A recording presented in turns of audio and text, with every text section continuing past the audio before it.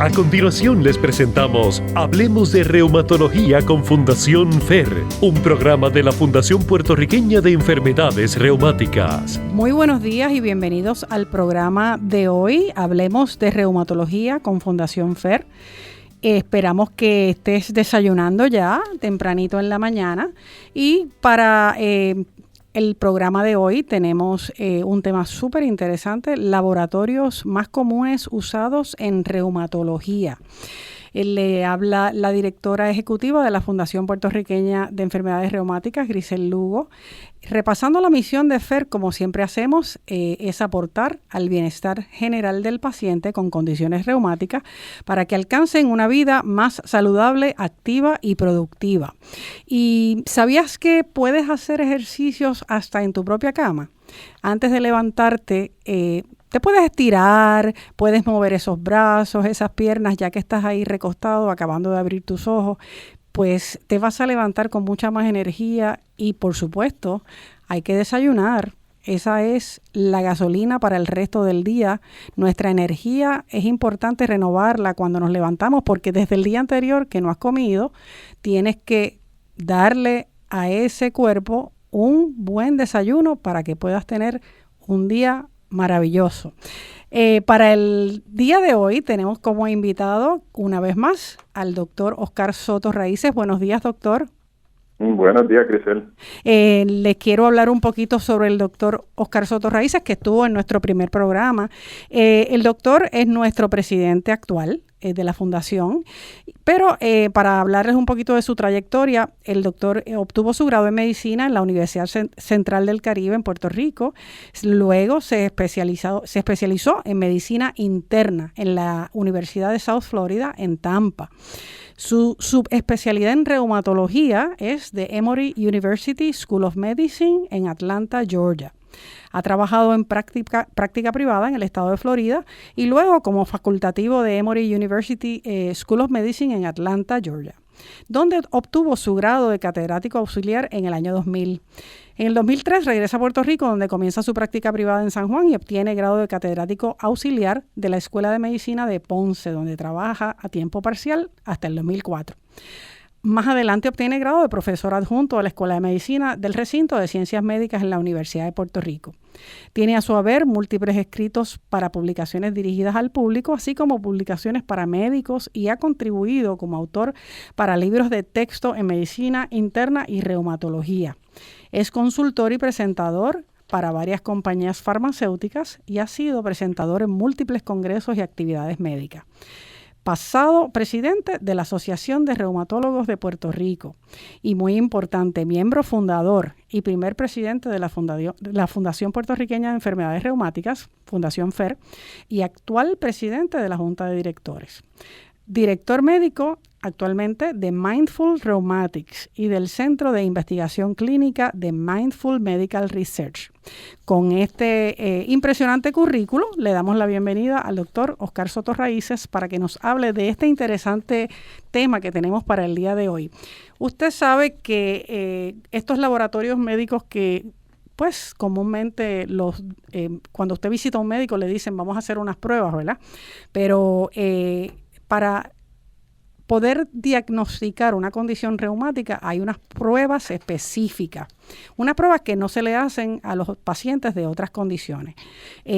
¿Podemos hacer diagnósticos con los resultados de estos laboratorios, doctor? Primero, háblenos de cuáles son esas pruebas. Ok. Bueno, antes de empezar, te agradezco la introducción, que yo creo que con las últimas dos líneas, las últimas dos oraciones bastaba, pero te lo agradezco de todas formas. Y una vez ya más, lo conocemos mejor, doctor. A todos los que nos escuchan y que te siguen de sábado a sábado, y esperamos que sigan escuchándote de sábado a sábado, porque los programas han quedado espectaculares y los pueden luego seguramente los van a poder accesar, y ya imagino que tú les irás hablando de eso luego más tarde. Así es. Pero este tema, que yo creo que de suma importancia para los pacientes, porque puede causar mucha ansiedad cuando enviamos a hacer las pruebas. Es casi inevitable, ¿verdad?, que uno como paciente no quiera ver sus resultados antes de llegar al médico y la interpretación final. Y causa mucha ansiedad y mucho estrés el ver pruebas positivas cuando las ordenamos. Y hay muchas cosas que ordenamos distintas, ¿ves?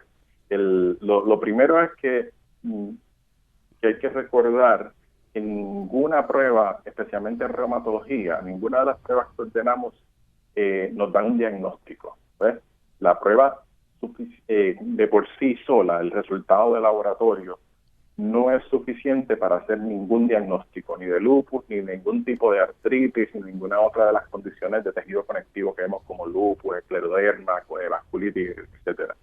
O sea que nos aportan información adicional que nos deja saber en muchas ocasiones cómo está la inflamación, si estamos evaluando una condición de inflamación sistémica, ¿verdad? Como son casi todas, buscamos marcadores de inflamación como el CRP, que es la proteína C reactiva, o la sedimentación, que es el ESR o el set rate, ¿verdad? Lo llaman y lo escriben de muchas formas en las pruebas de laboratorio, en los resultados, pero son cosas que buscamos que son bastante poco específicas. Nos dice si hay inflamación o no en el sistema, pero no nos dice dónde viene. También hacemos anticuerpos, miramos otros laboratorios, los podemos ir cogiendo uno a la vez, una de estas cosas, ¿verdad?, a la vez, pero los marcadores de inflamación quizás es lo primero que podemos discutir, que es lo más que se ordena. A veces casi como de discernimiento, ¿ves? A ver si hay algo de inflamación, pero cuando hablamos de inflamación puede ser infección, puede ser inflamación de artritis, puede ser inflamación de una malignidad, pueden ser muchas cosas. Ahí es que vemos la sedimentación, el CERLEC, para que la gente entienda cuán poco específico es esto. Es una prueba muy sencilla, muy antigua, se hace mucho tiempo, y lo que se hace simplemente es que se saca la sangre del paciente, se centrifuga, que lo que quiere decir eso es que se pone una maquinita a dar vueltas para que se separe el plasma de la sangre, y ese tubito que tenemos luego, que tiene la sangre que está sedimentada, o sea que se va hacia el fondo del tubito, y el plasma se va hacia arriba, lo dejamos reposar por 1 hora, y a la hora se toma una medida, se mide literalmente con una reglita ese sedimento de células rojas. Milímetros. Por eso es que nos da una idea. Un resultado de milímetros por hora, ¿ves? Que eso es algo bien poco específico, que lo que quiere decir es que cuando hay inflamación, se alteran como que las cargas negativas y positivas entre las células y tienden a sedimentarse más. O sea que el sedimento es mayor cuando hay inflamación. Y esa prueba de sedimentación, como usted muy bien dijo, se puede utilizar para muchas cosas. No es solamente para determinar la inflamación que puede existir, que pueda tener un paciente con una condición reumatológica. Puede determinar una inflamación en cualquier parte del cuerpo relacionado con otras cosas, ¿es o no? Correcto. Sí, nosotros la seguimos, más que nada, seguimos la tendencia más que un número en particular, ¿ves? Cuando sospechamos que hay por ejemplo, que la artritis está bastante activa, esperamos ver a veces un número elevado. Pero más que eso, esperamos ver que ese número, si está elevado de inicio, cuando empecemos a tratar, ese número vaya bajando.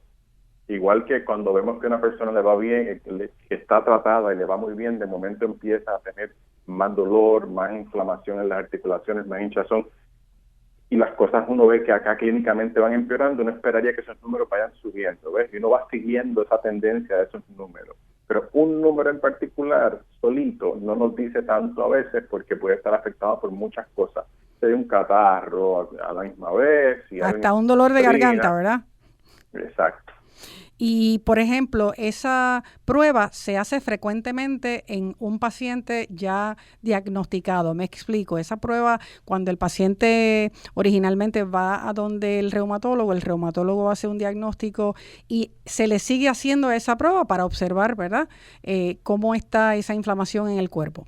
Correcto. Casi siempre la hacemos una vez más de inicio, ¿verdad? Porque queremos ver la base. Cuando estamos sospechando un diagnóstico, casi siempre estamos esperando que la prueba esté elevada. Y si está elevada, pues ya de ese número partimos, y en cada visita, usualmente, o cada otra visita, dependiendo, vamos haciendo la prueba de seguimiento para ver hasta que eso llegue a un nivel normal, ¿verdad? Si llega, pero vamos siguiendo esa tendencia. Y eso lo hacemos en conjunto a veces con la proteína C reactiva, que es la otra pruebita que usamos para medir inflamación. Y esa prueba, ¿nos puede hablar un poquito de esa otra prueba?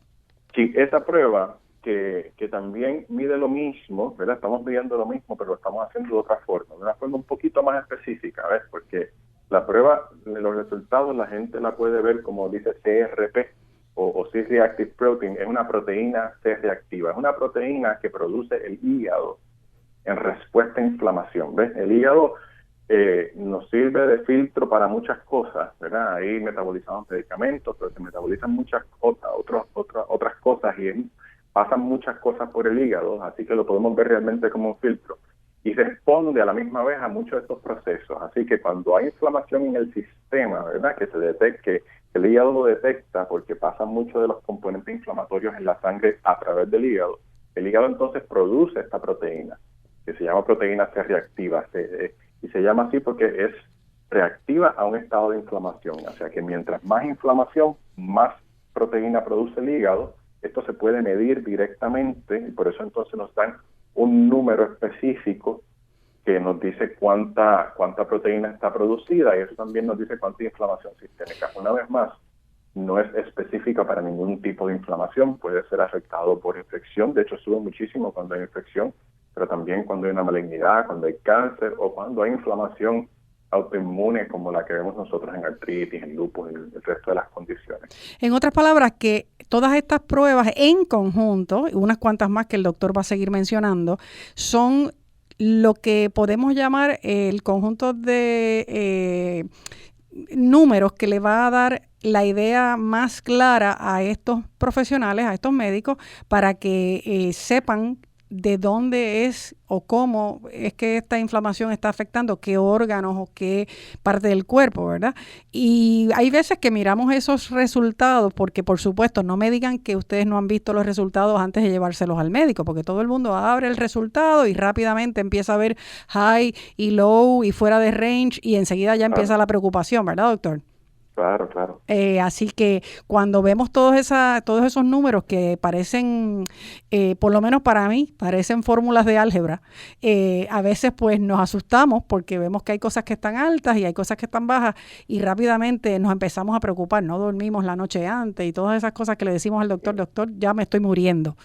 Y ahí es importante, bien importante recalcar el hecho de que aún los rangos de referencia que publican los laboratorios no necesariamente aplican a lo que nosotros estamos haciendo. Y voy a explicar esto. Yo sé que eso no me entendieron nada, pero sí, lo voy a explicar. Muy importante. Es un poquito difícil de entender.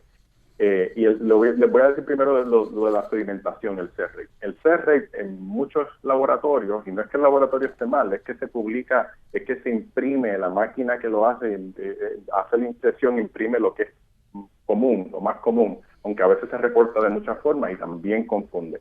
A veces ponen de 0 a 20 normal y ya si es 25 ponen elevado y uno dice, ok, está elevado, algo mal. No necesariamente. ¿Oyeron eso? El C-rate cambia dependiendo de la edad y dependiendo del género. Así que nosotros usualmente usamos la sedimentación, vemos el número, vemos la edad que tiene la persona, dividimos la edad entre 2. O sea, que el C-rate de una persona de 50 años, ¿verdad? Puede hasta 25 es normal. Si es varón, si es mujer, y las mujeres tienden a correr con sedimentación un poquito más elevada, así que le añadimos usualmente 5. Así que hasta 30, o sea que la mitad de la edad de una señora de 50 años es 25, más 5 más, hasta 30 sería normal. ¿Ves? O sea, por eso le quiero recalcar esto, porque no siempre cuando lo vemos, ese número que está elevado es importante. A veces cuando lo analizamos acá, cuando ustedes se lo lleven a su médico, él lo va a analizar y van a ver que quizás no está tan fuera de rango como parece. Doctor, eso que usted acaba de mencionar es muy, muy importante que los pacientes sepan que cuando se ven estas pruebas, como quien dice, en blanco y negro, no necesariamente lo que usted está viendo ahí va a ser blanco y negro. Me explico, el doctor va a hacer una evaluación de todas las pruebas que usted le está entregando para entonces hacer un diagnóstico, porque dependiendo de lo que se interprete en esas pruebas, médicamente hablando, entonces es que el médico le puede hacer una evaluación adecuada. ¿Es o no es cierto, doctor? Correcto. Y lo mismo pasa con la proteína C reactiva, con el CRP. Esta todavía causa muchísima más ansiedad, y les voy a explicar por qué. Porque en algunos laboratorios publican, o sea, el título que le ponen a la prueba es un cardiac CRP o una prueba de hacer una CRP cardíaca. Y ahí viene la confusión. Ahí es que viene el susto grande, ¿verdad? Es la ansiedad grande cuando ven que eso está elevado y dicen, ok, tengo algo del corazón. Y realmente no es así. La proteína C reactiva, como les dije anteriormente, es una prueba de inflamación. ¿Por qué dice cardíaco en algunos casos y por qué hay una leyenda abajo que dice riesgo cardiovascular? Porque entonces le ponen unos números que dicen de 0 a tanto, dependiendo del laboratorio, de 0 a 1 es normal, de 1 a 3, por ejemplo, aumenta el riesgo cardiovascular, y de 3 en adelante podría ser inflamación de otro tipo. Les voy a explicar por qué. Lo que ocurre es que en el área de cardiología se ha encontrado que los problemas cardiovasculares están bastante ligados a la inflamación sistémica. ¿Ves? Por ejemplo, una arteria que tiene placas por colesterol, que está quizás parcialmente tapada por el colesterol, cuando se inflama se puede tapar completa. Y ahí es que ocurre entonces el evento cardíaco como un infarto al corazón. Sí. Por eso es que el cardiólogo, y se ha visto también que la gente que tiene lípidos elevados, colesterol, triglicéridos altos, siempre tienen esa proteína C reactiva un poquito elevada, ¿ves? Y entonces ellos siguen eso como otro de los marcadores más que aumenta el riesgo cardiovascular, la inflamación. Por eso en el lado de nosotros, ¿verdad? Sabemos que nuestros pacientes con lupus, nuestros pacientes con artritis reumatoidea, que son las cosas que más se han estudiado, que su inflamación sistémica no se controla, que siempre tienen inflamación sistémica y su artritis activa o su lupus activo, tienen mayor riesgo de problemas cardiovasculares en el futuro. Pero es importante entender que es la inflamación lo que aumenta el riesgo cardiovascular, y que la prueba no es una prueba que mide problemas cardiovasculares directos, ¿ves? Porque sí tenemos muchas llamadas a veces de personas que tienen un CRP que está elevado, se asustan muchísimo, piensan que tienen un problema cardiovascular, y de hecho a veces lo que ocurre es que el que esté elevado puede ser el que esté elevado de A1, o en algunos laboratorios que hasta 0.7 es elevado, pues entonces 0.8 es normal, pues 0.8 es elevado, pero 0.8 no es significativo, y eso hay que discutirlo, ¿verdad? Y ponerlo en perspectiva, y que la gente no debería asustarse con eso antes de discutirlo con su médico, porque el significado hay que una vez más analizarlo dentro de lo que esté ocurriendo, para entonces decidir si realmente eso es importante o no es importante. En otras palabras, que queremos recalcar que estas pruebas, cuando usted las recibe y usted las mira, porque natural, yo quiero saber, ¿verdad?, si dice positivo, si dice negativo, si dice alto, claro, es algo que no necesariamente lo que usted interprete va a ser lo que es en realidad. A menos que usted sea médico, que pueda leerlas y saber de qué se trata, ¿verdad? A lo mejor tiene una idea, pero el especialista en la condición, el reumatólogo, es la persona que mejor puede tenerle el diagnóstico, leerle, interpretarle lo que significan esos laboratorios. Doctor, y una pregunta, hábleme de los anticuerpos. ¿Qué rol tienen los anticuerpos en las condiciones reumáticas? Sí, los anticuerpos, que es quizás las otras pruebas que hacemos que causan mayor ansiedad, por decirlo así, y mayor interés, ciertamente, porque se usan mucho. Ahí estamos refiriendo a cosas como el ANA, como el factor reumatoideo, que es lo que quizás la gente conoce más, aunque nosotros hacemos una batería bastante más extensa, o sea, muchos más anticuerpos nos ayudan, pero el ANA, el factor reumatoideo son anticuerpos. ¿Qué es un anticuerpo? Un anticuerpo es una proteína que produce nuestro sistema inmune, ¿verdad?, que es el que nos protege de cosas extrañas, de virus, de bacterias y de otras cosas extrañas. Y se produce en respuesta a algo. Cuando hablamos de un anticuerpo, es es algo que produce una de nuestras células de ese sistema para atacar algo, en teoría, pero no necesariamente. O sea, siempre estamos produciendo anticuerpos. Muchas de las condiciones que nosotros tratamos tienen anticuerpos elevados porque son condiciones autoinmunes, en donde el sistema inmune se activa de forma tal que pierde regulación, así que empieza a atacar nuestro propio cuerpo, y un reflejo de esa activación son esos anticuerpos. Lo que ocurre entonces es que vamos a estar buscando esos anticuerpos, pero una vez más, mucha gente produce anticuerpos de forma normal, fisiológica, ¿ves? De forma normal, porque es un proceso de a veces limpiar ciertas cosas en el sistema, ¿ves? Y esas cosas pueden ser pasajeras, así que a veces vemos un anticuerpo que está por un ANA. Vamos a coger el ANA, que quizás es de las cosas que... La sigla ANA es una sigla. ¿Qué significa, doctor? Sí, que es Anti-Nuclear Antibody, o un anticuerpo en contra del núcleo. Okay. En este caso, el núcleo de la célula. Así que esa prueba tiene un nombre de mujer que se llama ANA. Exacto. Y la gente asocia mucho el ANA con lupus, ¿verdad? Porque ciertamente, prácticamente, casi todos los pacientes de lupus tienen un ANA positivo. Así que la gente muchas veces dice, tengo un ANA, tengo lupus. No necesariamente. El ANA está positivo en múltiples cosas, incluyendo en gente saludable. Se han hecho estudios de población y se estima que de un 15, 20, en algunas series hasta un poquito más, de los pacientes, especialmente mujeres, por alguna razón que no entendemos bien, tienen ANAs positivos que no son clínicamente relevantes, o sea, que nunca van a significar ninguna condición. Pero hay gente que corren toda la vida, se les repite a veces, muchas veces, y tienen ANAs positivos, usualmente en números bajitos o títulos bajitos, y nunca van a desarrollar ninguna condición. O sea, que un ANA solito, sin síntomas, sin la clínica, sin otros anticuerpos, no nos dice nada. Recalcamos eso, que es un conjunto de pruebas. Otros anticuerpos, ¿verdad? Otros anticuerpos más específicos, y hacemos el examen físico, el historial, porque estos diagnósticos son más clínicos que otra cosa. O sea, tenemos que tener la clínica, vemos los anticuerpos, vemos los marcadores de inflamación, ponemos toda esa información juntas, son todos parte de los criterios diagnósticos, para entonces nosotros poder estar claros en el diagnóstico que tiene el paciente.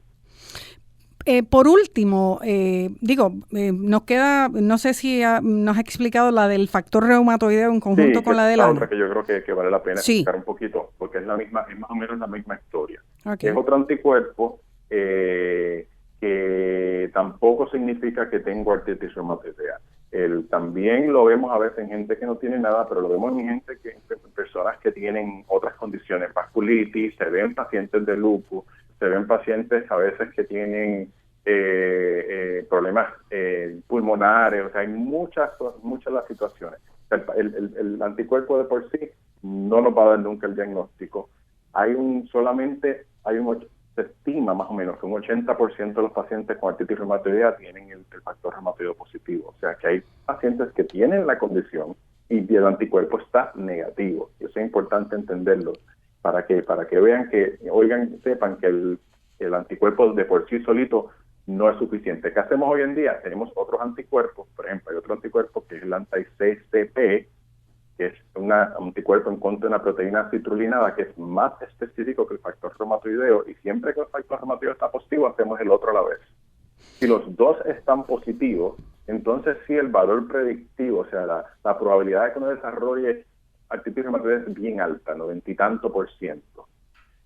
Aún así necesitamos la clínica para hacer el diagnóstico de las articulaciones hinchadas, rojas, dolorosas, que es lo que uno evalúa acá en la clínica cuando ve el paciente, pero lo importante es entender de todos estos anticuerpos, que hay muchos, hay para Sjögren's, para escleroderma, hay muchos anticuerpos que los asociamos con muchas condiciones y sí se ven en las condiciones, pero no ninguno de ellos nos da el diagnóstico específico, sino que tenemos que ponerlos en conjunto con los marcadores de inflamación y con lo que estamos viendo, con lo que le está pasando al paciente, que lo tenemos que ver en la clínica, en el examen físico, para poder hacer ese diagnóstico. Doctor, y hay una prueba que todo el mundo posiblemente conoce, al menos de nombre, que es muy, se le hace yo diría que a la mayor parte de las personas que van a cualquier médico o a sala de emergencia para cualquier cosa, que es el CBC. ¿Qué rol tiene, qué información tiene el CBC sobre la inflamación? Sí, y esa, Grisel, es excelente observación, porque todos sabemos lo que es un CBC, ¿verdad? A todos nos han hecho CBC en algún momento dado. Y el CBC, y es un ejemplo más de cómo estas pruebas no son específicas para una cosa u otra, sino que se interpretan de distintas formas dependiendo de lo que esté ocurriendo, y van a ver que sus médicos van a interpretar distintas cosas dependiendo de su condición médica. A ver, en inflamación, por ejemplo, y ahí estamos hablando una vez más de artritis inflamatoria como la artritis reumatoidea, o de lupus, o de artritis psoriásica, vemos a veces que cuando hay mucha inflamación, y eso a veces coincide, por ejemplo, con un CRI alto o con un CRP alto, vemos que la hemoglobina baja un poco. En algunos de estos pacientes con inflamación crónica por mucho tiempo, baja un poco el almacenaje de hierro, así que se tiende a tener un poco de hemoglobina, así que ponemos atención a la hemoglobina, y suben las plaquetas a veces, que es otra cosa interesante. Las plaquetas elevadas así de forma aguda pueden ser un marcador de inflamación también aguda, como lo es la sedimentación, como es el CRP. O sea, que son otras cositas que miramos en esos laboratorios. Pacientes de lupus, por ejemplo, pasa todo lo contrario. Pueden bajar las plaquetas, pueden bajar los blancos y toda la familia de las células blancas que están en el CBC, que son los linfocitos, los neutrófilos, que ya esa área es un poquito más difícil de mirar, y a veces uno ve high y lows en los CBC, y lo que estamos mirando son estos índices, los linfocitos, los neutrófilos, pero una vez más, todo eso hay que ponerlo en contexto con el posible diagnóstico y con lo que le está pasando al paciente en el momento. En otras palabras, doctor, que desafortunadamente nos queda muy poco tiempo, pero no podemos hacer un juicio, por lo menos el paciente no debe de hacer un juicio sobre su condición cuando vea estos laboratorios, esta gama, este montón de hojas de laboratorio que tienen una información que solamente el reumatólogo, solamente su médico puede evaluar, solamente su médico puede hacer el juicio diagnóstico para poderle decir tienes esto o no lo tienes, ¿verdad? Así es que importante que mantengan eso en mente, y que por supuesto pues todas las preguntas que tengan que hacerle al doctor se las hagan. El doctor está en la mejor disposición para poder, ¿verdad? Decirle qué podemos hacer al respecto. Doctor, le damos las gracias por estar aquí hoy hablando sobre este importante tema. Queremos invitarles que para los próximos programas vamos a hablar de la artritis reumatoidea y de la artritis psoriásica, y que si quieren más información vayan a nuestra página de internet www.fundacionfer.org y nos den like en la página de Facebook, en donde pueden encontrar todas las actividades que tenemos durante el año. Gracias, doctor. Gracias, Grisel, por estar aquí hoy. En el movimiento FER, seguro que sí. Nos despedimos de este programa exhortándoles a que piensen positivo, coman saludable y únete al movimiento FER. Hasta el próximo sábado a las 8:30 de la mañana. Gracias.